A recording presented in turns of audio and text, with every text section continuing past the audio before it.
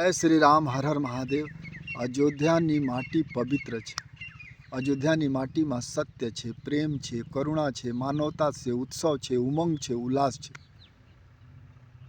અયોધ્યાની માટીમાં તપ છે, ત્યાગ છે, ઉમંગ છે, ઉલ્લાસ છે, માનવતા છે, ત્યાગ છે, વૈરાગ્ય છે, વિધાન છે, વિવેક છે। અયોધ્યાની માટી પ્રજા વત્સલ છે। અયોધ્યાની માટી પુત્ર વત્સલ છે। અયોધ્યાની માટીમાં સંસ્કૃતિ છે। અયોધ્યાની માટીમાં ભગવાન રામ વસેલા છે। અને જેમ અયોધ્યામાં દર્શન કરતો હોય ભગવાન રામનો, એવા ભક્તોના ચરણ રજ પણ પવિત્ર છે। ધૂલ તો ઘણા લોકો કહે છે અયોધ્યા में जाऊँ મને માન મળે કે ન માન મળે। અયોધ્યામાં માન લેવા માટે મત જાઓ, માન આપવા માટે જાઓ જગતને। અને અયોધ્યામાં જે ખુરશી પર બેસે એના કરતાં મહાન છે સાહેબ જે માટી ઉપર બેસે અને માટી માથે લગાવે।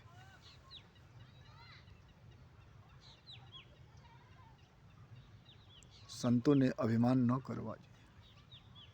સંતો દયાલુ હોય, એને માન અપમાનથી ઉપર ઉઠીને અયોધ્યામાં જવું જોઈએ અને આશીષ આપવા જોઈએ।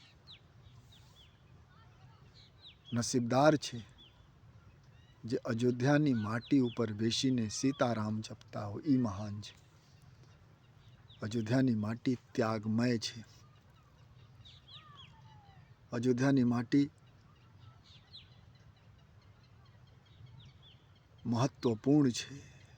અયોધ્યાની માટીમાં લાગણી છે। અયોધ્યાની માટી વંદનીય છે।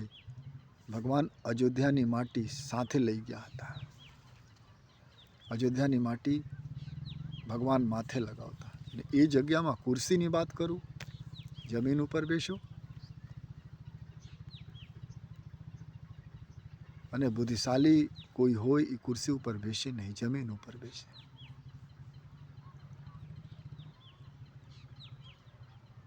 અયોધ્યાની માટી વંદનીય છે, પુણ્યમય છે, કરુણામય છે। અયોધ્યાની માટીમાં સુગંધ છે, ખુશ્બુ છે। અયોધ્યાની માટી જીવનદાયિની છે, મુક્તદાયિની છે, કરુણામયી છે। અયોધ્યાના લોકો પણ વંદનીય છે, નદી પણ વંદનીય છે। અયોધ્યા જાઓ તો માટી ઉપર બેસો, અભિમાન ઓલગે, સ્વાભિમાન ખતમ થાય, જીવનમાં સમરસતા આવે। કારણ અયોધ્યાની માટી સમરસ છે।